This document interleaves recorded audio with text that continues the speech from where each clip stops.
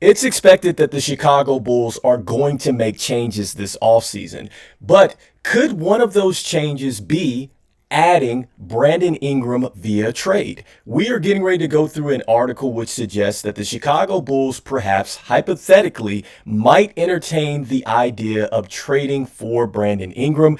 We are going to take a look at this article, what this means for Brandon Ingram and the Chicago Bulls. This is Rico Greenhowe, and I'm your host, and this is another episode of Bulls Digest. And before we jump into it, guys, want to let you know that 84.3% of you guys that watch the videos are not subscribed to the channel. So make sure that you go ahead and hit that subscribe button so you can stay up to date with your latest news and happenings with your Chicago Bulls, guys. Without further ado, let's jump into the first part of the video, which is, should the Bulls trade for Brandon Ingram?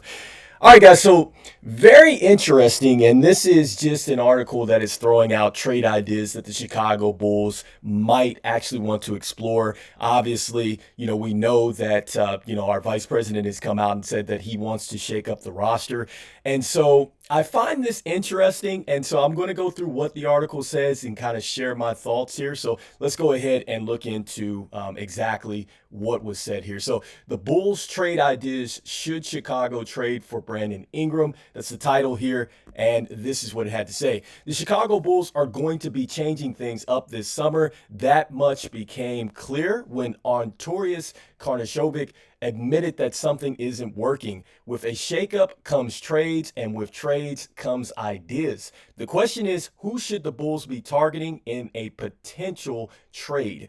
Could the New Orleans Pelicans wing Brandon Ingram be an option? He's a mid-range heavy scorer and is only 26 years old. However, his contract ends after next season, meaning Chicago would have to re-sign him.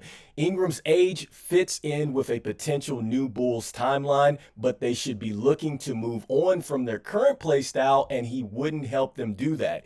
The conclusion: Ingram doesn't seem like an ideal trade target for the Bulls, as his play style isn't conducive to winning at a high level in the current NBA. All right, guys, so a lot to unpack here, and I'm going to say the article is spot on. I think that, yes, I don't think that Brandon Ingram would fit for the Chicago Bulls. And I feel like at the end of the day, we would literally be going on a merry-go-round and doing the same thing over, right? And over again if we were to bring in Brandon Ingram. Now, I just think that, for one, the first thing that I'm really hesitant about with Brandon Ingram is the injuries that come along with Brandon Ingram. And I'm actually going to bring up his stats and show you exactly what I'm talking about here. So, look, here's what he has done thus far in his career. He has been an all-star, and he did win the Most Improved Player of the Year award. But look at the games that he has participated in. Guys, it is 82 games in a season. Look at this. Since year two, 59 games, 52 games, 62, 61, 55, 45, and then he had 64 in this one, and he was injured throughout the playoffs and did not look very good at all. And so that's number one. That's an issue for me, because if you're looking at the Chicago Bulls, one of the main issues that we have is that we're injured. Okay, so never mind the fact that we have players that play the same exact position, essentially. We literally cannot stay healthy, all right? And when we did stay healthy, we saw that we were pretty much a middle of the pack team in the Eastern Conference. Like, we weren't in the play-in situation. That's when we had Lonzo Ball until he went down and everything like that. We looked pretty good, right? But there were still some things on the roster that needed to be fixed. Obviously, we needed to get a little bit more size, and we needed to add shooting, which is still the issue, on top of the fact that we have injuries all over the place. So that's number one, all right? So that's a red flag and why I would not want to go there. Next up, I just talked about the three-point percentage, right? If we were going to add a player of his caliber, we would want to get a return as far as what can you do for us, and we need somebody that actually can stretch the floor. We don't necessarily need a small forward that is just going to attack the mid-range. That's what DeMar DeRozan does, and that's what I'm saying. We're going around in a circle here if we were to do this. And when you look at his three-point percentage, guys, it fell down to 35% here. All right. And so this isn't very good at all. All right. And then the one thing I will say too is that if you looked at his performance in the playoffs, he was not very good. And this reminds me a lot of what happened to Tobias Harris, or what is happening to Tobias Harris. So I think that, yes, we'd be taking on a contract that, he's going to be out of this contract within a year or so. So that's fine. But I don't think that we're going to get any further by adding Brandon Ingram over. So I totally agree with this. Now, that brings me to the next part of the video. If we were to entertain a trade with the Pelicans, all right, these are two players hypothetically that I would want to have back with the Pelicans. And I'm going to say this. I mean, this is way out there, and I know this is probably not going to happen, for one, because if we are going to make a trade with the Pelicans like this, we're going to have to do a sign and trade. All right. And this would have made a lot more sense had we had Patrick Williams on the roster signed. Then it makes a lot more sense. But this is what I would suggest. I say that we go after Trey Murphy III. I think that Trey Murphy III, if we're going to go after a small forward, I'm going with his potential, and I'm banking on him being the better player than Ingram down the stretch here. And what do I mean by that? Looking at him statistically, he's only 3 years in. Look at how much he's improved, all right?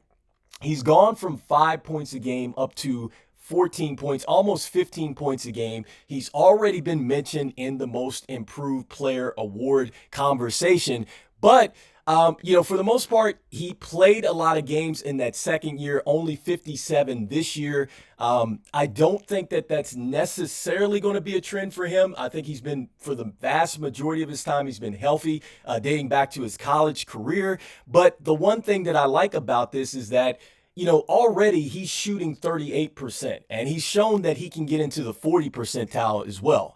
And we need somebody out there that can go out here and make 3-pointers, all right? And then on top of that, the one thing that he brings that Brandon Ingram does not bring is defensive intensity. That's another area we struggled at, guys. We need defenders out there other than Alex Caruso and a Javonte Green. Like, we need a legit starter that will lock you up. And this is a type of guy that I think would flourish, because if given the minutes, when he was given the minutes, he has actually shown that he has been a terrific draft choice of David Griffin over here with the Pelicans. So I think that they absolutely got to steal. Here's a guy that I would want back.